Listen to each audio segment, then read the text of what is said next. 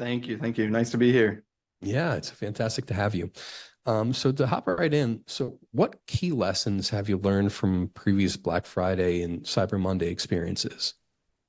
Yeah, I would say the two key areas that stand out that I think a lot of brands can take advantage of is just keeping it very simple. The most successful brands we see keep their discounts, their offers very, very simple. Just site wide. Don't give people too much to think about. Make it very easy for them to get from, the landing page to checkout to buying.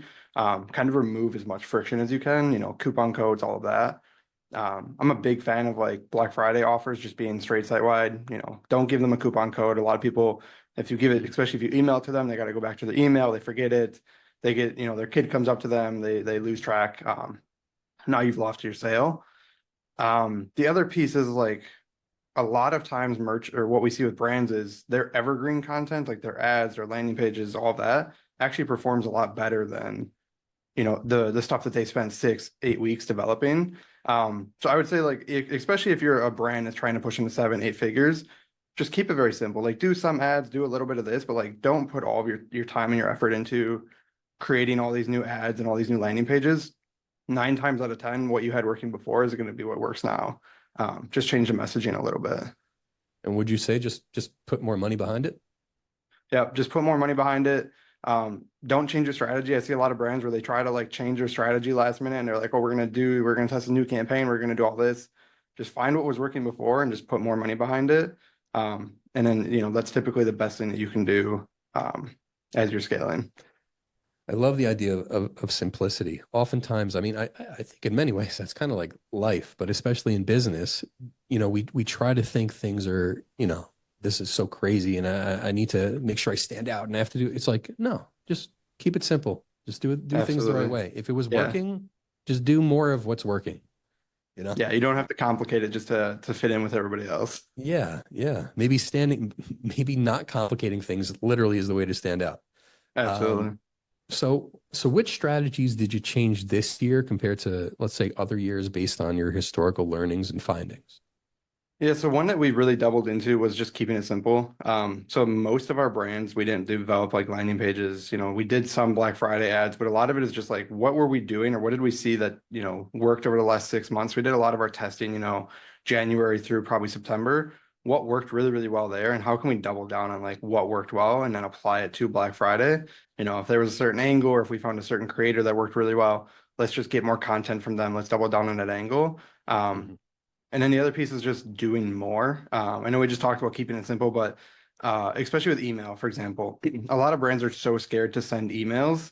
Um, I promise you, especially during, Black Friday week, you could be sending 2 or 3 emails a day, and most of your customers still won't know that they're getting from you. People are getting hundreds of emails a day.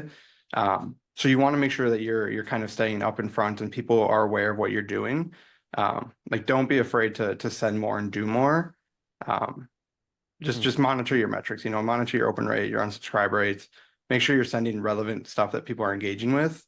But ultimately, like you're not going to do that much harm in that short of a period.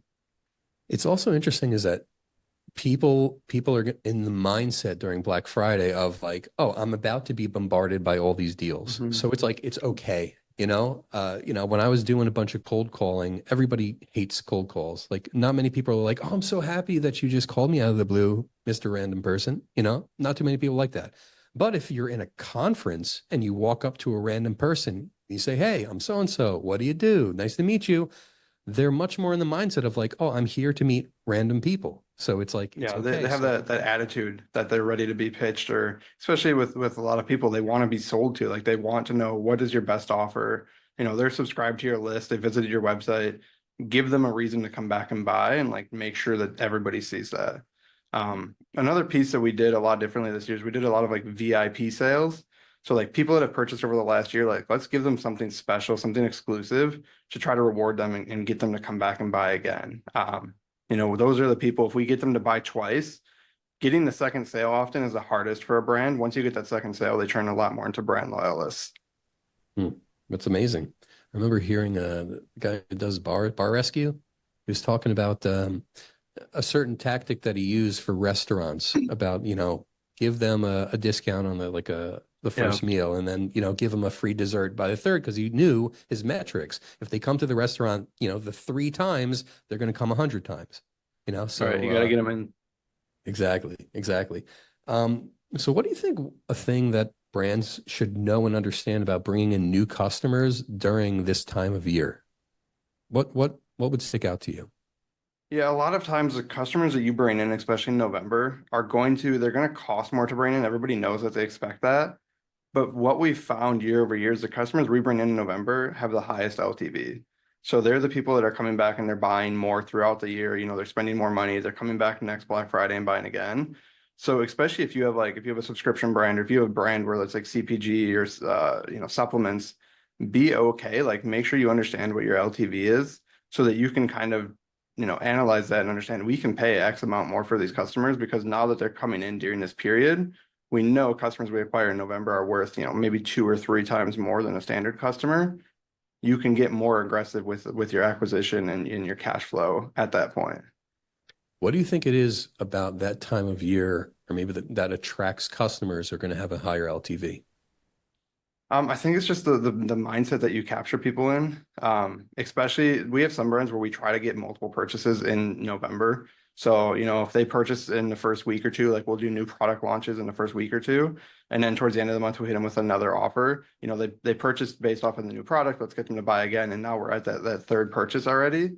So we're turning them into brand loyalists and then just creating that repeat reward cycle where, the more they buy, the more they save, the more that they get exclusive access to, discounts, new products, limited drops. You just want to create this flywheel of rewarding people that are supporting your business. And it just tends to happen more during this time period because people are building that out more. I think you can create that system where it's kind of continuously happening. It's just a lot of brands and people don't put that time into it outside of Black Friday, Cyber Monday. So, so you're saying in like November during the Black Friday time, like hit them up multiple times with multiple offers over the next several weeks to kind of try to lock them in. And then ultimately, when you do that, the odds of them becoming more loyal are significantly higher. Yeah, I'm a big fan of launching a new product in November.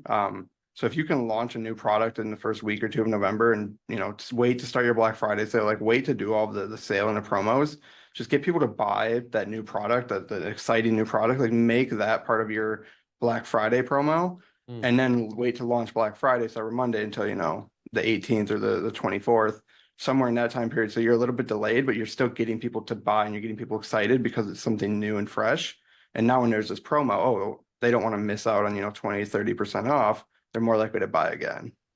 Hmm, that's great. Um, so, well, I mean, you kind of explain a little bit, but can you, like, how do you plan to maintain or let's say increase your bottom line profit after this year's kind of BFCM peak, right? Because there's a lot of, discounts that go on, but how do we make sure that we have that profit? Yeah, I like to create segments of people that A were acquired either into customers or, they signed up for your emails during this time period. And then just talk to them a little bit differently. Maybe talk to them more frequently as you move into December and January and just keep that relationship building. We like to do founder-led emails. So like if it's a founder-led company, send a personal note, just a plain text email, build that customer relationship with them over the next 2 months and really kind of hone that in to try to get them to buy. Like if you can get somebody to buy twice between November 1st and December 31st, like you're in a much, much better spot and they're more likely to come back, in January, February and just kind of keep that repeat cycle going. Since you've already acquired them, that's just, you're more profitable on the second, third, fourth purchase. So you would basically give them like another offer, oh, you bought this one, here's another offer. And then by the third one, it's like, all right, we got this cool product. Like you probably want to get involved in this. Yeah. They're like, hey, Yeah, especially if you have like complementary products. So if they buy like your hero product, oh, thank you for buying our hero product. We want you to try this product. Here's 25% off this product. And you just kind of create this flow that kind of steps them down until, they're buying multiple products from you mhm. because they're hooked in, especially if they came in during a sales period, they're more likely to buy if something is discounted in the next 2 months. So just stay in front of them. The biggest piece is like just be in front of them more, send more emails, run more ads, spend more money. I'm a big advocate of just send emails. Like I said before, I think a lot of brands could send 2 or 3 emails a day, especially during Black Friday week, and I think you'd be fine. It's just something that you have to test and just, if you send two and your open rates go down or engagement starts to look a little bit bad, maybe don't send the third one. Try it again the next day. Just always be in front of them. Try to get that sale closed. Great, great. Kody, thank you so much. Where can people find you? It's at Kody Nordquist on all socials. So if you ever have a Okay. question or anything, just feel free to hit me up.